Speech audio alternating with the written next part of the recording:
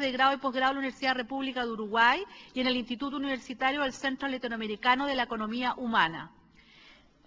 Tiene tiene cerca de 25 minutos, ¿cierto?, para exposición, ¿cierto?, que hablamos de extender un poco más por la complejidad del tema.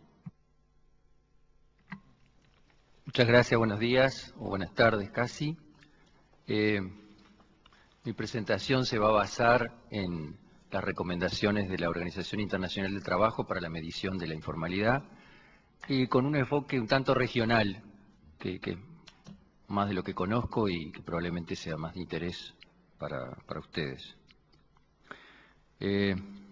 Antes de empezar con la presentación, quisiera poner en contexto la presentación. Tenemos en la región países donde toda actividad económica está regulada por la legislación nacional. Quiere decir que todo aquel que emprenda una actividad económica tiene que registrarse en la Seguridad Social, en la Oficina de Impuestos, en el Ministerio de Trabajo, etcétera, cumplir con todas las formalidades. Existe la legislación, no quiere decir que todo el mundo la cumpla. Tenemos otros países de la región donde no todas las actividades económicas son objeto de registro, quienes emprenden determinadas actividades están obligadas a registrarse, por ejemplo, los cuentapropias. Tenemos otros países de la región donde estas actividades de los cuentapropias pueden registrarse o no. Es opcional y el registrarse implica registrarse en la Seguridad Social, tener derecho a la salud, tener derecho a una pensión a la vejez, etc. Y tenemos países en la región donde los cuentapropias no tienen derecho a inscribirse en ningún registro. Una situación realmente bien desigual en la región. Por tanto, la medición de la informalidad de alguna manera tiene que tener en cuenta esta diversidad.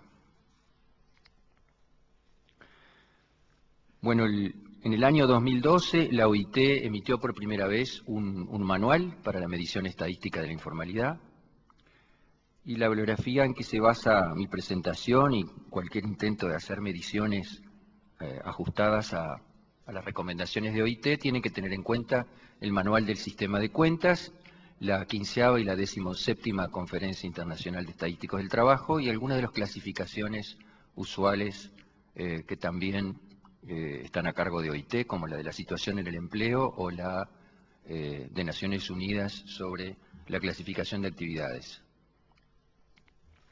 Estos son los temas que vamos a tratar, objetivos y temáticas a investigar en relación con la informalidad, la definición del sector informal y cómo medirlo, la definición de empleo informal y cómo medirlo, el concepto de empleo en la economía informal y los problemas que tenemos en la región para la comparabilidad de las estadísticas correspondientes.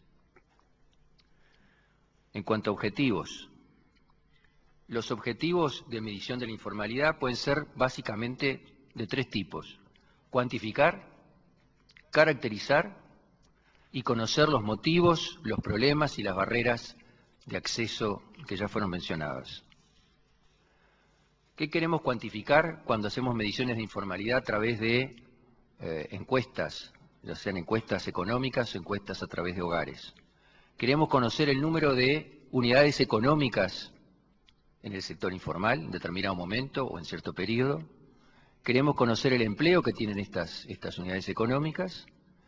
Queremos medir el empleo informal, que es algo más que el empleo en el sector informal. Queremos medir el empleo en la economía informal y queremos saber qué pasa con las personas en relación con los empleos informales. Aquí, de hecho, estamos hablando de tres unidades de análisis diferentes: las empresas, los empleos y las personas. Sobre esto vamos a insistir más adelante. Si se trata de caracterizar, pues entonces, tanto para el conjunto de las empresas del sector informal, como para los empleos informales, como las personas que trabajan en empleos informales, quisiéramos poder desagregar la información por algunas de estas variables.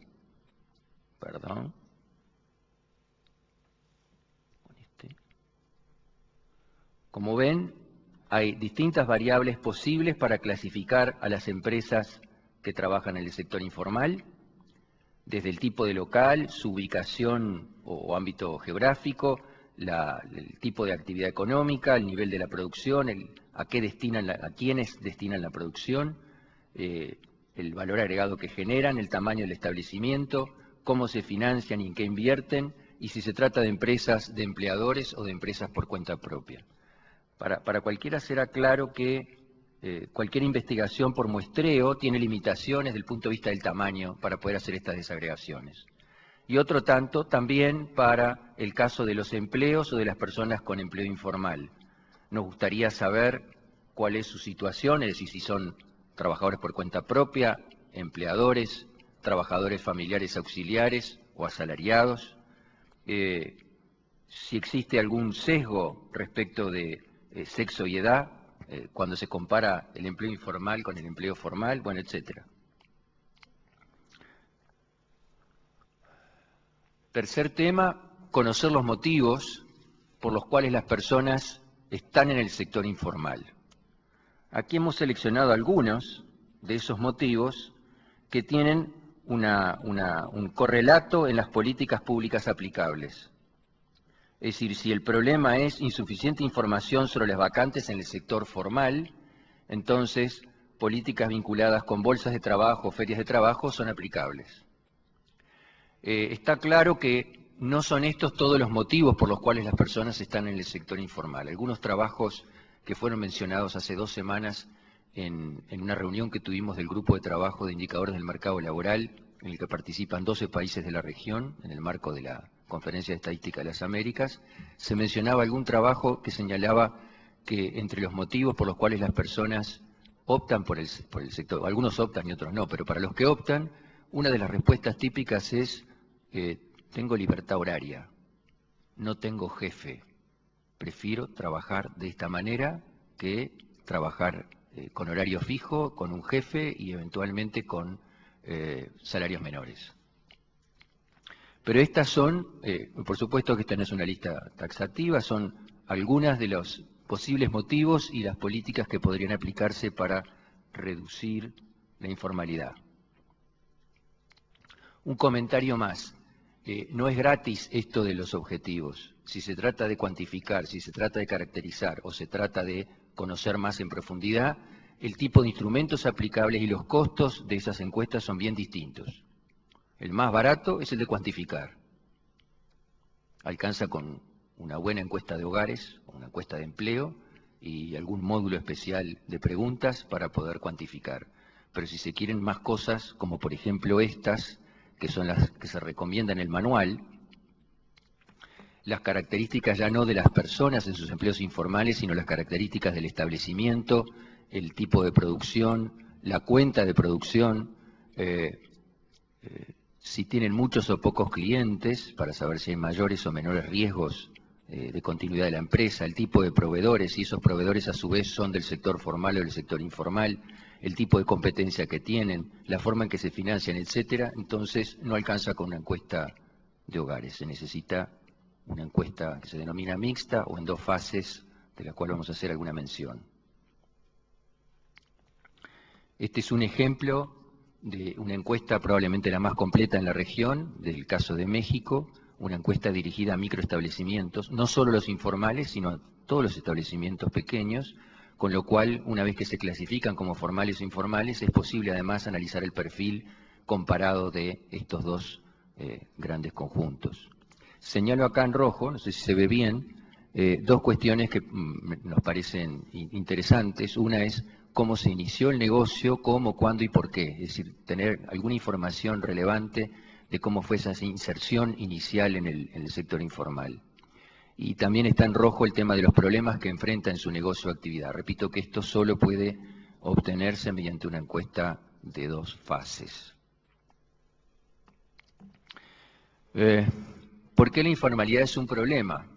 Cuando lo analizamos desde el punto de vista de las empresas, esas empresas tienen mayores riesgos de continuidad, porque sus propietarios tienen responsabilidad limitada respecto del tipo de producción que realizan, porque al no estar registradas en la seguridad social, corren el riesgo de ser detectadas a través de la inspección del trabajo y corren riesgo de ser clausuradas o de tener sanciones económicas, porque en general este tipo de empresas, como vamos a definir con más precisión enseguida, suelen tener mayores dificultades para acceder a fuentes de financiamiento, o en particular fuentes de financiamiento baratas como son las bancarias, y porque además no pueden realizar todo tipo de negocios. De hecho, tienen limitaciones. Si no están registradas, si no están formalizadas, no pueden participar en las licitaciones de los organismos públicos, no pueden importar, no pueden exportar, etc.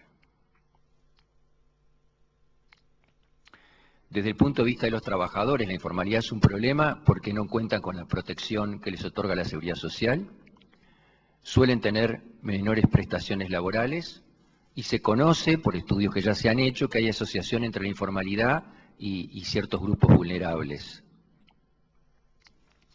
Y desde el punto de vista de la sociedad, es un problema la informalidad porque la mayoría de las empresas informales no realizan aportes a la seguridad social ni pagan impuestos, con lo cual limitan las posibilidades, limitan los recursos del Estado, y además el Estado se tiene que hacer cargo de estas personas cuando llegan a las edades mayores y no tienen recursos para subsistir. Estas son las dos alternativas mencionadas en el manual del año 2012 para investigar la informalidad desde el punto de vista estadístico. En una de ellas lo que se hace es directamente encuestas a establecimientos informales o a establecimientos de relativamente pequeño tamaño, y allí se investiga el carácter formal o informal. A eso es lo que hemos llamado fase única o alternativa 1. La segunda metodología propuesta consiste en encadenar una encuesta de empleo o una encuesta de hogares a una encuesta de establecimientos, a una segunda fase con una encuesta de establecimientos. En ese caso lo que tenemos es lo que se conoce como una encuesta mixta. Incluso hace ya muchos años la propuesta era hacer 3 fases, donde en la tercera fase se investiga más sobre los gastos de consumo, etc. Pero para los efectos de la informalidad alcanza con estas 2 fases. Tenemos ejemplos en la región de los 2 tipos de investigaciones. Entramos ahora entonces en concepto de sector informal. Se define el sector informal, bueno, una aclaración que creo que es pertinente porque aquí se ha mencionado el proyecto o el programa PREALC, que durante la década de los 70 sobre todo propuso una definición de informalidad, una definición del sector informal que no coincide con la propuesta de la OIT a partir del año 93 en la 15ª Conferencia Internacional de Estadísticos del Trabajo. No es que sean 2 definiciones totalmente distintas, pero por cierto tienen una parte de intersección importante, pero no coinciden. De manera que es importante señalar que estamos hablando de la definición de sector informal a partir del año 93 de la 15ª Conferencia. El sector informal entonces se define como un conjunto de unidades de producción que se dedica a la producción de bienes y servicios con una finalidad especial, que es la de crear empleos y generar ingresos para las personas que participan de la actividad. Hay otras unidades económicas cuya finalidad primordial no es crear empleos, sino básicamente generar utilidades. El sector informal se define como un conjunto de unidades de producción, como empresas de hogares, es decir, cuyos titulares son hogares o miembros de los hogares, que no están constituidas en sociedad ni cuasi sociedad. Las definiciones a continuación de sociedad y cuasi sociedad, que vienen del Manual de Cuentas Nacionales. Una sociedad es una unidad económica dedicada a producir bienes y servicios para el mercado, es decir, orientada al mercado, orientada a generar utilidades, ingresos, con reconocimiento legal, con una naturaleza jurídica reconocida por el ordenamiento legal y cuya existencia es independiente de sus propietarios. Una cuasi sociedad es algo parecido, pero en realidad es una empresa de hogares que dispone de conjunto completo de cuentas. ¿Por qué insisto en esto? Bueno, porque para investigar la informalidad a través de las encuestas es necesario dejar de lado las sociedades y las cuasi sociedades. Es necesario hacer preguntas en los cuestionarios que permitan identificar las unidades que no son del sector informal. Y estas no lo son. ¿Qué es la organización jurídica de la empresa? Es una relación entre el propietario y la empresa. Entonces la empresa puede pertenecer a un único propietario y en ese caso la unidad económica puede ser del sector formal o del sector informal. La empresa puede ser propietaria de varios socios sin personería jurídica, sin una personería reconocida por el ordenamiento legal, y en ese caso la unidad económica puede pertenecer al sector formal o al sector informal, o puede tratarse de una sociedad con personería jurídica, y en ese caso se trata de unidades del sector formal. ¿Qué es lo que caracteriza? No lo que define, no lo que define, sino lo que caracteriza a las unidades económicas del sector informal: la pequeña escala, la organización rudimentaria, no es posible separar capital y trabajo, las relaciones de trabajo suelen ser mediante acuerdos informales, los medios de producción no son de la empresa sino de sus propietarios, los propietarios tienen responsabilidad ilimitada respecto de las actividades de producción que realizan, y muchas veces los activos que se utilizan para la producción, como por ejemplo el local y los medios de transporte, suelen ser compartidos por la empresa y sus propietarios. Hay actividades económicas que no se clasifican ni en el sector formal ni en el sector informal. Esto es relativamente nuevo, de la 15ª conferencia. La producción para el autoconsumo no es actividad ni del sector formal ni del sector informal, sino de lo que se denomina el sector de los hogares. Y el servicio doméstico no remunera, el servicio doméstico remunerado, es decir, la contratación de personas que trabajan en el servicio doméstico, sea como asalariados, sea como cuenta propia, perdón, solo como asalariados, es parte del sector de los hogares, ni del sector formal ni del sector informal. Y finalmente, el servicio doméstico para producir servicios para el autoconsumo, eso ni siquiera es considerado empleo dentro de la frontera de la producción del sistema de cuentas, aunque sí es considerado trabajo. Para seguir delimitando, el sector informal no es un conjunto de unidades económicas dedicadas a actividades ilegales, ni se identifica exactamente con la economía subterránea. Ahí están las definiciones de ambos tipos de actividades, pero es cierto que hay una intersección de este tipo de actividades con el sector informal. Hay unidades del sector informal que están allí justamente para tratar de no pagar las contribuciones a la seguridad social o los impuestos, o para eludir ciertas formalidades, como por ejemplo, me causa gracia porque está en el manual, para eludir obligaciones tales como la de contestar encuestas a las oficinas de estadística. Y como allí se dice, la mayor parte de las actividades del sector informal no son ni subterráneas ni ilegales, sino que responden justamente a aquella idea de unidades creadas para generar empleos y ingresos para los que participan en ellas. Se identifican entonces dos tipos de empresas informales: las de los trabajadores por cuenta propia y las de los empleadores. Aclaramos, para la OIT, una empresa por cuenta propia puede tener asalariados, pero solo en forma intermitente, en forma ocasional, no en forma permanente, y puede tener personas, además de sus propietarios, que trabajan allí como trabajadores familiares auxiliares.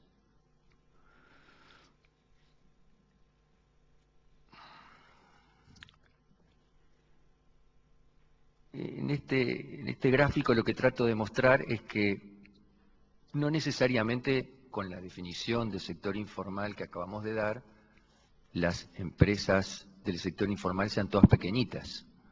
Podría haber, se supone que son las que están en verde allí, podría haber empresas informales de un cierto tamaño. Entonces, si no se definen las empresas informales a partir exclusivamente del criterio de tamaño, podríamos detectar todas las verdes que figuran allí y separarlas de las amarillas.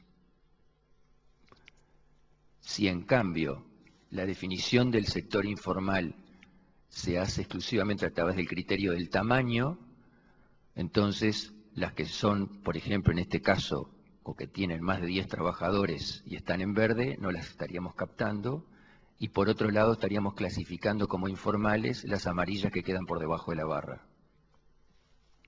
Menciono lo del criterio del tamaño porque es uno de los criterios tradicionales en la definición del sector informal y el que manejó el proyecto PREALC para la definición del sector informal.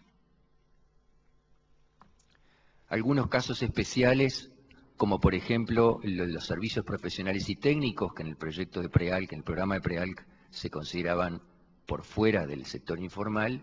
En el caso de la definición actual de la OIT, los servicios profesionales y técnicos corren la misma suerte que cualquier otra empresa de hogares. Puede ser informal o puede ser formal, dependiendo justamente de si cumple con ciertos requisitos. En el caso de los trabajadores a domicilio, existen más de una variante, están los que trabajan por cuenta propia y los que trabajan como asalariados, se incluyen en el sector informal si trabajan por cuenta propia. El trabajo doméstico está excluido del sector informal, y en el caso de las actividades agrícolas, que durante mucho tiempo no se planteaba la medición, es decir, se hablaba del sector informal urbano exclusivamente, el manual recomienda también medirlo en el caso de las zonas rurales o de las actividades agrícolas, y en ese caso la definición difiere un poco de la definición usual.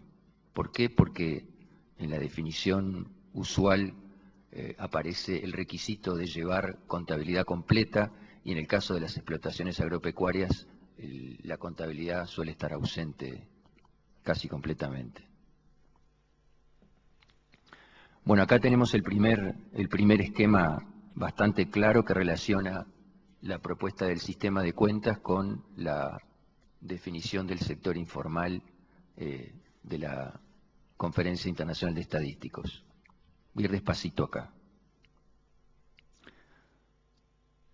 Las sociedades se consideran empresas del sector formal. Las administraciones públicas se consideran dentro del sector formal. Es decir, estamos atendiendo a su naturaleza jurídica, al ordenamiento legal. Las instituciones sin fines de lucro que sirven a los hogares, por definición, se consideran parte del sector formal. En el caso de los hogares que tienen actividad económica, los que solo producen para el autoconsumo se consideran dentro del sector de los hogares. Quiere decir que el sector informal solo proviene ¿de qué cosa? De los hogares como productores que al menos una parte de la producción la vuelcan al mercado. Así que una de las preguntas clásicas que hay que hacer es ¿cuál es el destino de la producción? ¿Todos los hogares que destinan una parte de la producción al mercado se consideran dentro del sector informal? Como se muestra en el gráfico, no es así, porque algunas de estas unidades son cuasi sociedades, porque tienen contabilidad completa. Así que son parte del sector formal. Y algunas de estas unidades que no tienen contabilidad completa cumplen con algunos de los criterios que ahora vamos a ver para ser considerados formales o informales. Así que las empresas del sector informal son solo una parte de las empresas de hogares que no son cuasi sociedades. Fácil la definición.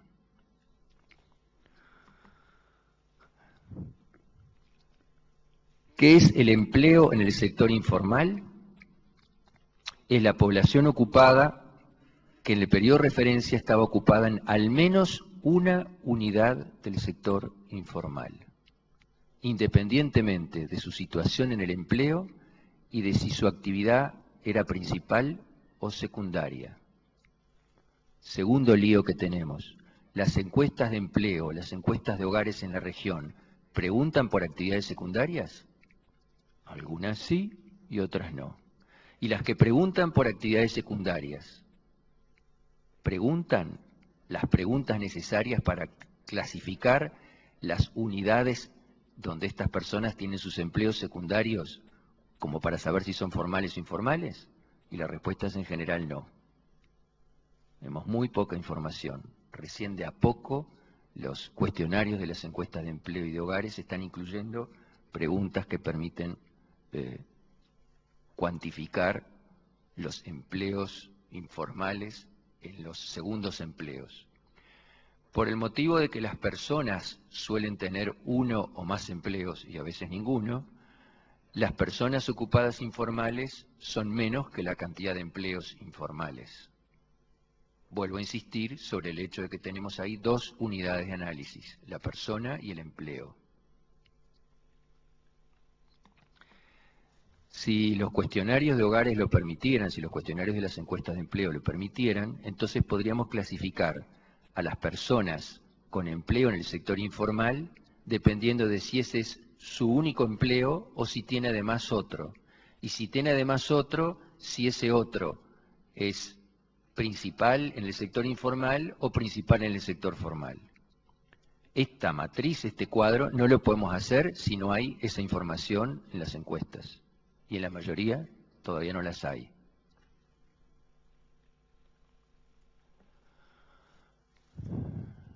En los países de la región y en los países extrarregionales, la definición más usual del sector informal es la siguiente. Primera condición, se trata de empresas que no son ni sociedades ni cuasi sociedades. Segunda condición, se sigue manteniendo el tema del tamaño y solo que algunos países utilizan menos de 5 hasta 5, menos de 10 hasta 10. Menos de 5 hasta 5, ¿qué? Algunos utilizan total de personas ocupadas en la empresa, otros utilizan total de asalariados en la empresa, otros utilizan total de asalariados promedio permanentes, con lo cual tenemos problemas de comparabilidad. Y la tercera condición, por ejemplo, la condición esta de que no tienen contabilidad completa, es totalmente irrelevante, porque si se trata de empresas no constituidas, se supone que ya incluye la condición de que tienen contabilidad. Pero algunos países todavía la incluyen. Y o bien no tienen contabilidad, no están registradas o no pagan. O no pagan impuestos o no pagan a la seguridad social. Esto es un resumen de la cantidad de casos que aparece en el manual. Y bien, un comentario más. ¿Qué quiere decir que no están registradas? Quiere decir que no están registradas en la Seguridad Social o en la Oficina de Impuestos o en un registro nacional. No valen aquí los registros locales.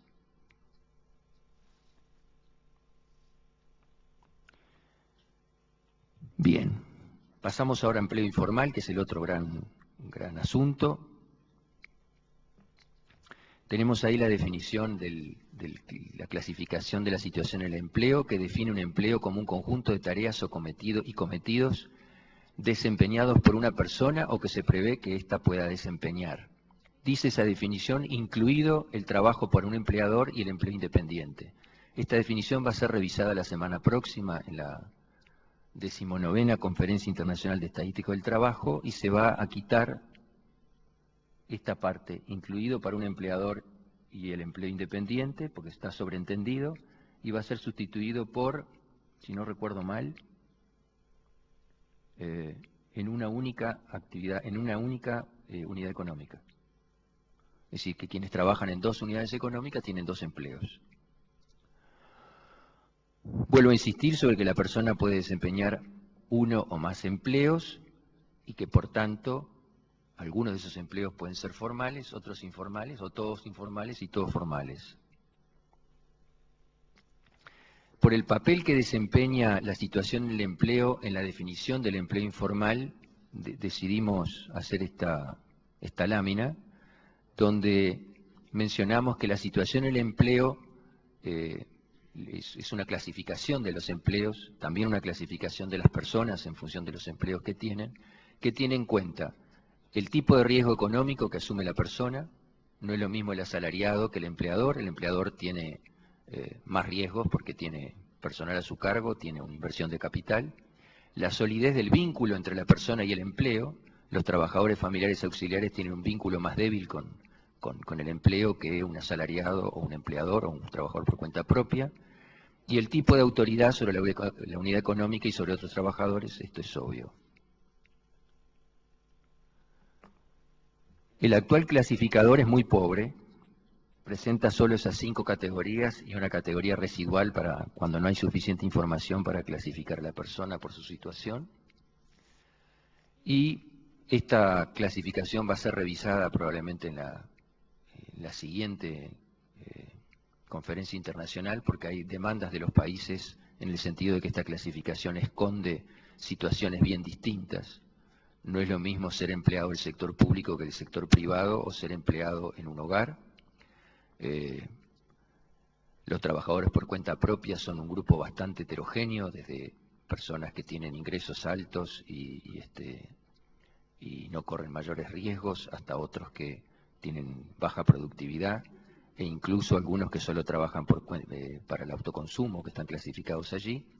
Y tenemos situaciones, algunas relativamente nuevas, complicadas, como los trabajadores tercerizados o los asalariados en programas de promoción del empleo, la situación de aprendices y trabajadores en programas de formación, donde no está claro en cuál de estas 5 categorías principales han de clasificarse.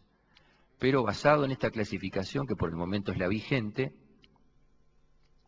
es posible clasificar el empleo informal a partir de las encuestas de hogares, teniendo en cuenta los siguientes elementos. El carácter de empleo informal se deriva de 2 dimensiones: el tipo de unidad de producción, esto es, el tipo de organización legal, y el sector formal, informal o de hogares, y el tipo de puesto de trabajo. Quiero insistir con esto: el empleo informal depende de cómo catalogamos o cómo caracterizamos a la empresa en la que trabaja. O sea que necesitamos, no podemos clasificar los empleos como formales o informales sin clasificar previamente las empresas en las cuales trabajan. Y en cuanto al tipo de puesto de trabajo, tenemos la situación en el empleo, la clasificación que acabo de mencionar, la inscripción en la seguridad social, el pago de impuestos y las prestaciones laborales.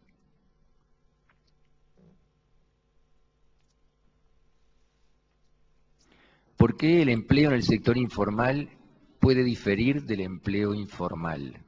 Y pido disculpas por el trabalenguas. Por 2 motivos. Porque hay empleo informal fuera del sector informal y porque puede haber empleo formal dentro del sector informal. Esto depende de la legislación de cada país. Una empresa informal podría tener como asalariado a alguien que hace sus propios aportes a la seguridad social. No pasa en todas las legislaciones de los países, pero en algunos de los nuestros sí.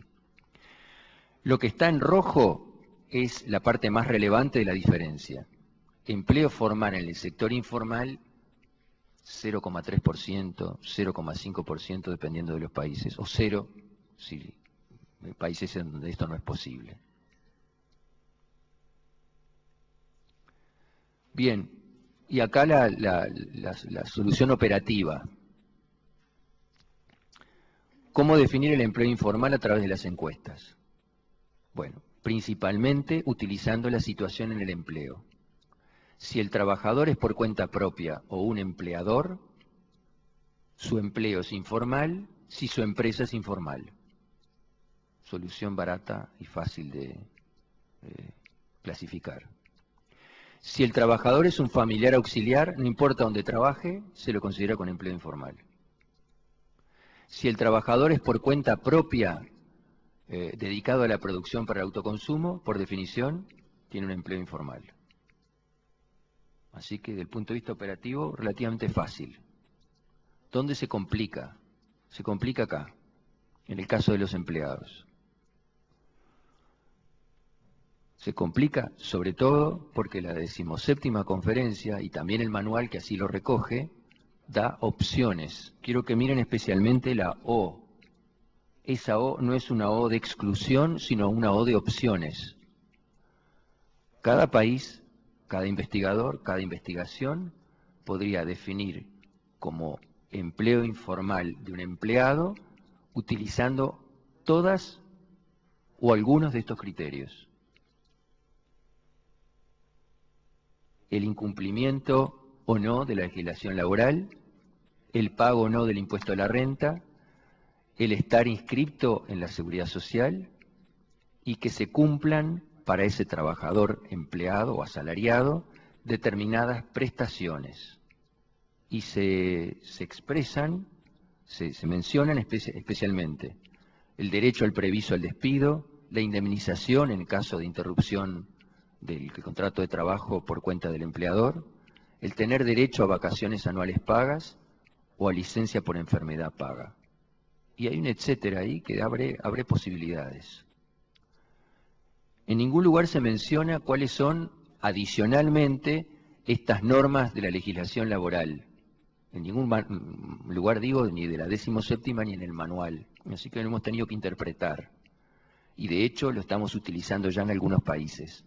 Algunos de estos derechos de los trabajadores son el derecho a sindicalizarse, tener derecho al descanso semanal, limitación en la jornada laboral, otra vez las vacaciones anuales, el salario por hora no inferior al salario mínimo, el reconocimiento de las horas extras, el cobro de un aguinaldo, 13º sueldo y obviamente la protección social. Algunas de estas cosas las tomé de la Declaración Universal de Derechos Humanos porque no hay, en la OIT no hay una definición de la legislación. Y por supuesto que estas dependen de cada país, ¿no? Hay países donde el aguinaldo no es obligatorio y en otros sí.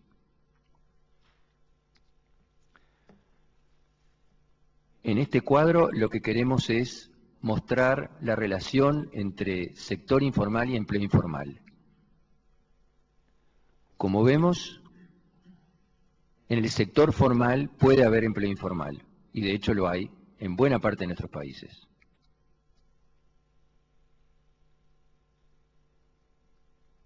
El único caso en el que hay una correspondencia directa es en la producción para el autoconsumo, donde los productores se clasifican, la unidad de producción se clasifica en el sector de los hogares y el empleo se considera informal. En todos los otros casos se necesitan de preguntas adicionales en las encuestas para poder determinar. No alcanza con saber que el sector es formal o informal, se necesita conocer sobre todo el grado de cumplimiento de los derechos laborales para clasificar el empleo como formal e informal.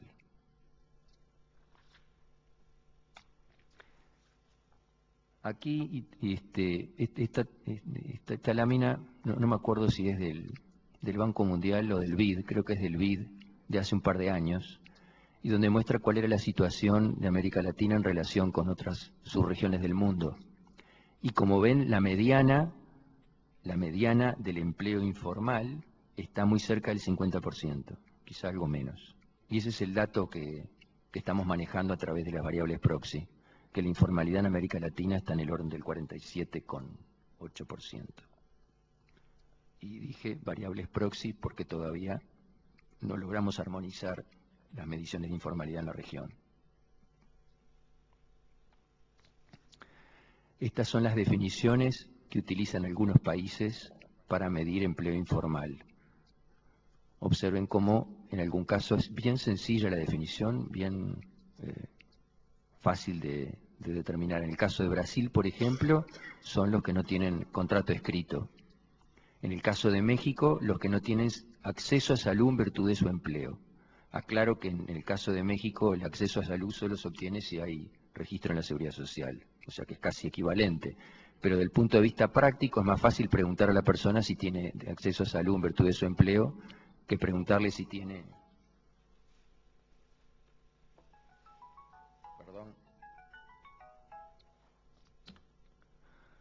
Preguntarle si está inscrito en la Seguridad Social. Y no sé si se ve con claridad, esta es la información que tenemos disponible sobre la protección en salud de la población urbana ocupada para buena parte de los países de la región. Si se fijan, en América Latina creo que son 21 países y ahí hay información de 15 nada más. Quiere decir que de algunos no tenemos ninguna información. Y si falta mucha información del 2012 porque la estamos procesando. De hecho, de Brasil, Chile, Colombia no sé, Paraguay y alguno más, vamos a tener la información en el próximo panorama laboral. Pero como ven, algunos países tienen información intermitente. Por ejemplo, allí no figura Guatemala, pero en el caso de Honduras, por ejemplo, tenemos un dato del 2007 y recién volvemos a tener datos en el 2012. Y estamos hablando de uno de los derechos de los trabajadores dados por la legislación laboral. No tengo un cuadro parecido sobre informalidad. Lo que tenemos son aproximaciones, por ejemplo, a través de la protección de salud, o a través del registro en la seguridad social, a través de alguna otra variable. Bueno, finalmente, o casi finalmente, empleo en la economía informal. El empleo en la economía informal incluye a todo el empleo en el sector informal, más el empleo fuera del sector informal. Creo que este esquema lo muestra con claridad. Tenemos allí empleos formales y empleos informales en cada uno de los tres sectores, en el sector formal, en el sector informal y en el de los hogares. Bueno, el empleo en el sector informal es el 3 más el 4, son las casillas 3 y 4. El empleo informal fuera del sector informal son las casillas 2 y 6. El empleo informal está dado por las casillas 2, 4 y 6, y el empleo en la economía informal por estos mismos, más los informales dentro del sector formal. ¿Por qué sería importante poder distinguir estos grupos? Porque el grupo 3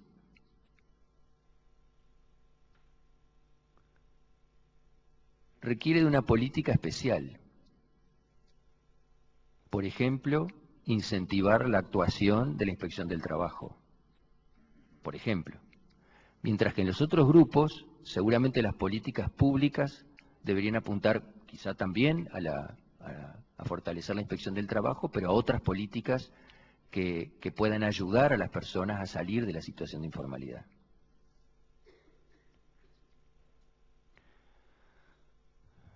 ¿Cuáles son los problemas principales que tenemos para la comparabilidad de las estadísticas de informalidad en la región? Bueno, históricamente los países que han medido informalidad lo han hecho en relación con las áreas urbanas. Medían informalidad urbana. Algunos países ya han incorporado en sus encuestas de empleo las áreas rurales, progresivamente lo han ido haciendo en estos 20 años, y sin embargo todavía no hay medición de la informalidad en las áreas rurales por las dificultades que no son pocas. También tenemos problemas con las diferencias en los criterios de la definición. Si utilizamos el tamaño como criterio, tenemos, como hemos visto, distintos puntos de corte. Algunas de las investigaciones, algunos de los países, algunas de las instituciones que miden informalidad tienen en cuenta el registro de la empresa y otros no.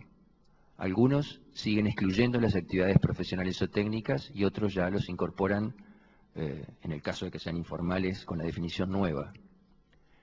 Y algunos todavía incluyen a los hogares con trabajadores domésticos como parte del sector informal, otros ya aceptan la definición nueva. Lo mismo pasa con las personas que se dedican a la producción para el autoconsumo, y tenemos un lío bastante grande todavía con los segundos empleos.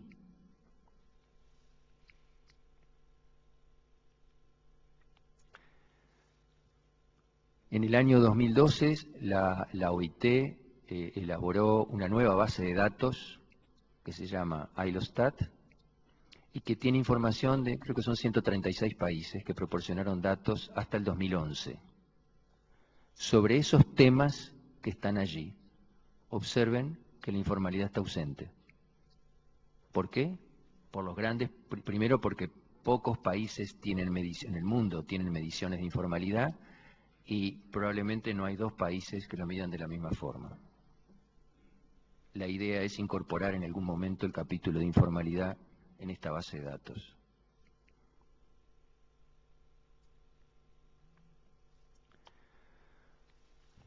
El grupo de Delhi se conformó, es lo que se denominan grupos de ciudades, son grupos de técnicos y representantes de los países que trabajan en temas conceptuales. Se conformó en el año 97 y terminó de trabajar en el año 2011. Con su informe se elaboró el manual para la medición estadística de la informalidad que se publicó en el 2012. y entre las recomendaciones que hizo, teniendo en cuenta el hecho de las dificultades para la comparabilidad, fueron las siguientes. He resumido en dos las recomendaciones, son 10 recomendaciones, pero me parece que las importantes son estas dos. Una dice, todos los países deberían utilizar los criterios de organización jurídica, tipo de cuentas y destino de la producción para definir el sector informal. Y para los países que utilizan el criterio del tamaño, el tamaño se deja a discreción del país. Si el país no utiliza el límite 5, hacer una clasificación de las empresas informales en las que tienen menos de 5 y las que tienen igual o más, y presentar por separado las que no están registradas. De esa manera, si se logra abrir la información del sector informal para cada país, entonces se podrá comparar un poco más. Gracias.